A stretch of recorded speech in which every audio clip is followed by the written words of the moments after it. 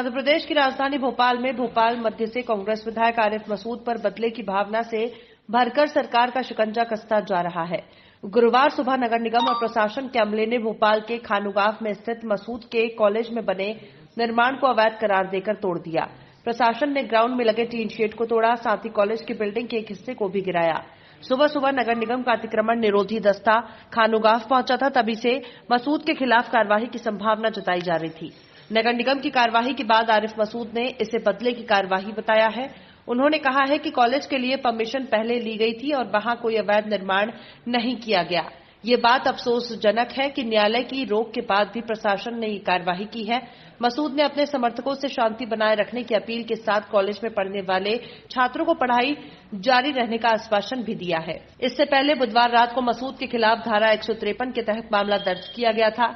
इस पर प्रतिक्रिया देते हुए मसूद ने कहा कि मैंने फ्रांस के राष्ट्रपति के खिलाफ शांतिपूर्ण प्रदर्शन किया था। मैंने कभी किसी के धर्म के बारे में बुरा नहीं बोला। मेरे धर्म के बारे में बुरा बोला गया, उसका विरोध करने का मुझे संवैधानिक और नैतिक अधिकार है। मैं उन लोगों में से नहीं हूं जो अन्याय को चुपचाप देखते रहते हैं और सहते रहते हैं। मैंने कानून विरुद्ध ना तो कोई काम किया है और ना ही भविष्य में करूंगा। कांग्रेस के वरिष्ठ नेता पूर्व मुख्यमंत्री और राज्यसभा सदस्य दिग्विजय सिंह ने श्री मसूद का समर्थन करते हुए कहा कि भाजपा बदले की कार्यवाही से काम कर रही है। वो चेहरा देखकर कानून को तोड़ मरोड़ रही है। भाजपा नेता रामेश्वर शर्मा ने कितनी सरकारी जमीन पर कब्जा किया है। मुझे कल रात में एक प्रेस के जरिए पता चला कि मेरे ऊपर एक धारा और एक मुकदमा दायर कर दिया अलग से 153 का। मुझे अफसोस हुआ क्योंकि मैं समझ नहीं पा रहा कि मेरा एक प्रोटेस्ट था, शांति का प्रोटेस्ट था। 25,000 लोग जमा हुए और मैंने कभी किसी के धर्म के बारे में बुरा नहीं बोला। मेरे धर्म के बारे में जब बुरा बोला गया तो उसका रिएक्ट करने का संवैधानिक मुझे अधिकार है और मैं उस संवैधानिक अधिकार के दायित्व में निभाते हुए उसका प्रयोग करते हुए मैंने अपनी एक प्रजातांत्रिक ढंग से बात रखी और मैंने ये कहा कि किसी को किसी की इजाज़त नहीं है मजहब के बारे में बुरा कहना। उसके बावजूद मेरे ऊपर एक मुकदमा लगाया, फिर दूसरा एक और कल लगा दिया। मैं उसकी निंदा करता हूं क्योंकि ये दबाव में आके किया गया। दूसरा भी दोबारा मुझे जानकारी मिली कि मेरा महाविद्यालय का भवन जो कि डीम्ड परमिशन है, जिसकी न्यायालय से परमिशन मिल चुकी है, उस भवन के हिस्से को आज तोड़ दिया, जबकि उस पर हाईकोर्ट का स्टे था। उसके हिस्से को तोड़ दिया गया।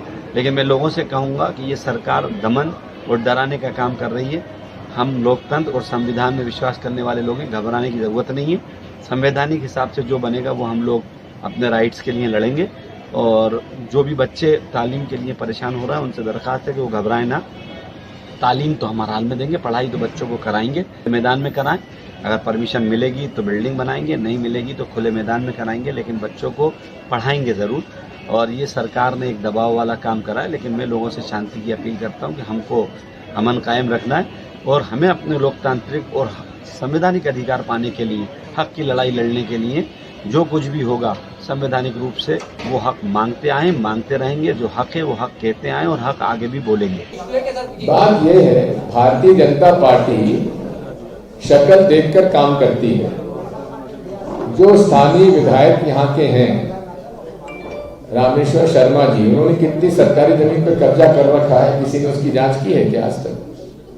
या नियमों को तोड़कर यहाँ के माननीय मंत्री जो हैं उन लोगों ने जो यहाँ पे नियमों को तोड़कर जो काम किया हुआ है उस पर कार्रवाई क्यों नहीं करते?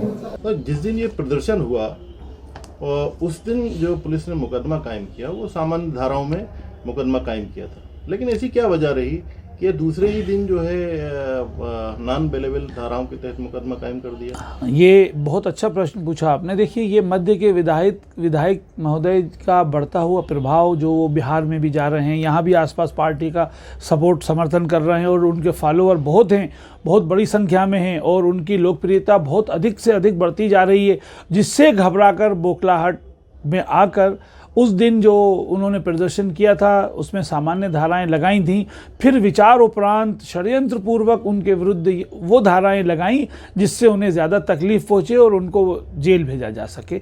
ऐसा मन बनाकर, विचार बनाकर, इरादा कर एक गलत इरादे से ये तैयारी कर उन्होंने ये काम किया है, जिसकी हम निंदा करते हैं, जो कि बिल्कुल गलत है, जो बनता ही नहीं है। आज कॉलेज पर कार्रवाई हुई है, तो ये कॉलेज में ये क्या इलीगल बना हुआ है कॉलेज? देखिए, कॉलेज पर स्टे है। अब अगर कहीं सीढ़ियाँ, स्टेयर्स या कोई सर्वेंट क्वार्टर या कोई छोटी मोटी चीज़ ऐसी, ये इतनी चीज़ें बारीक नहीं होती। सरकारों को अपना दिल बड़ा रखना चाहिए और शासन प्रशासन को अपना दिल बड़ा रखना चाहिए। वो एक शिक्षा का, दीक्षा का मंदिर है, वहाँ इतनी बारीकी से इंच और फिट की नापतोल की आवश्यकता नहीं होती है, जो कि उन्होंने कर तोड़ा है और ढूंढ कर, कोशिश कर वो जगह निकाली कि इनको नुकसान पहुँचाया जा सके। अदरवाइज़ वहाँ उस बिल्डिंग पर स्टे है, हाई कोर्ट का स्टे है, तो उसको कोशिश कर तोड़ा गया कि उनको डैमेज किया जाए, नुकसान पहुंचाया जा सके। लेकिन उससे उनको और पब्लिक की सहानुभूति मिलेगी और समर्थन मिलेगा, ये मैं आपको बता दूं। वो पब्लिक उनके साथ है, हम सब उनके साथ हैं। कितना कर लें जुल्म सितम, हम सब उनके साथ हैं। आज जिस तरीके से आरिफ मसूद जो कि एक जनप्रतिनिधि हैं और खासा रसूख रखते हैं, लेकिन उनको आज सरकार के द्वारा जो है टारगेट किया गया है, क्या वजह है, क्या मंशा है सरकार की? देखिए, हमारे मध्य के विधायक आरिफ मसूद साहब बहुत ज़्यादा लोकप्रिय हैं और उनकी बावजूद तमाम अपोजिशन के विरोध करने के बाद वो जीते और वो कांग्रेस के लिए बहुत अच्छा काम भी कर रहे हैं, पार्टी के लिए। इसलिए अपोजिशन पार्टी बौखलाई हुई है और एक बहुत बड़ी ताकत है। आसपास के ज़िलों में और आसपास के प्रांतों में, पूरे देश में उनका प्रभाव है और जिसकी वजह से बौखलाहट सरकार के अंदर, अपोजिट पार्टी के अंदर है और उसने ये एक्शन लिया कि जो एक शिक्षा का मंदिर है, आज उन्होंने जिस तरह हमारी अपोजिट पार्टी ईडी का और इनकम टैक्स का और इंक्रोचमेंट के नाम पर तोड़फोड़ का सहारा लेती है, वही सहारा उसने लेकर आज कॉलेज को तोड़ दिया, जो कि वहाँ हम ही जनता के लोग वहाँ पढ़ने जाते हैं और हम ही लोग वहाँ फ़ायदा उठाते हैं। वो हमसे संबंधित है और डायरेक्ट पब्लिक को नुकसान इससे पहुँचा है। वो पब्लिक आने वाले वक्त में पार्टी को, अपोजिट पार्टी को जवाब देगी, बीजेपी पार्टी को जवाब देगी इसका। ये पूरा मामला जो है फ्रांस की घटना को लेकर आरिफ मसूद की प्रतिक्रिया का नतीजा माना जा रहा है। तो आरिफ मसूद ने जो प्रतिक्रिया दी, तो क्या उससे सरकार का कोई हित प्रभावित हुआ? यकीनन नहीं हुआ। सरकार से, हमारे देश से और सरकार से कोई लेना देना ही नहीं है उस बात का।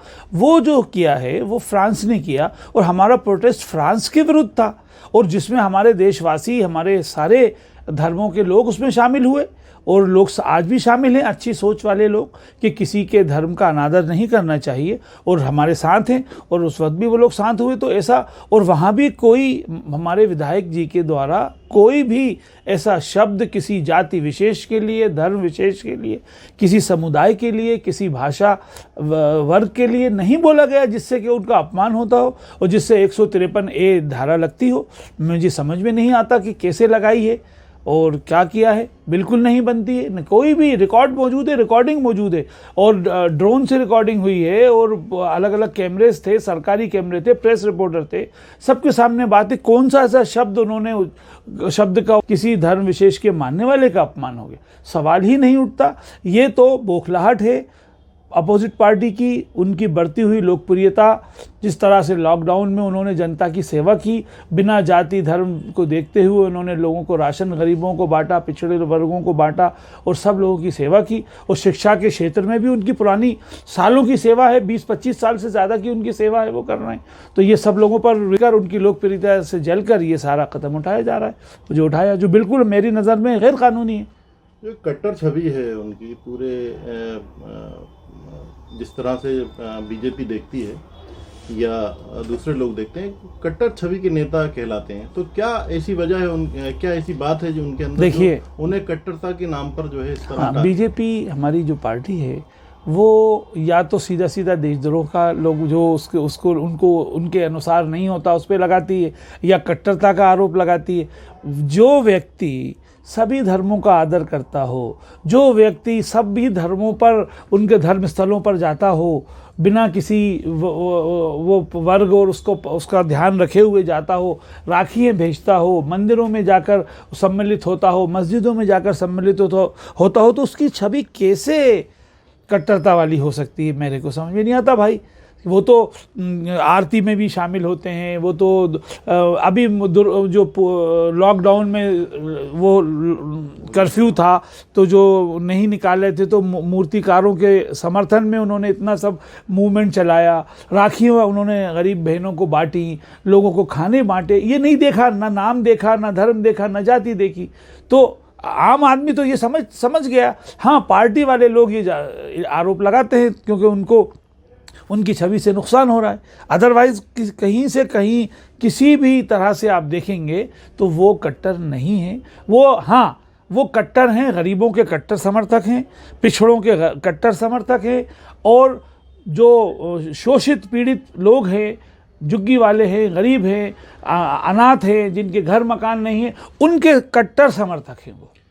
पुलिस ने नॉन अवेलेबल धाराओं के तहत मामला दर्ज किया है, तो कहाँ तक सही है ये? बिल्कुल ये ठीक नहीं है, और इसको लेकर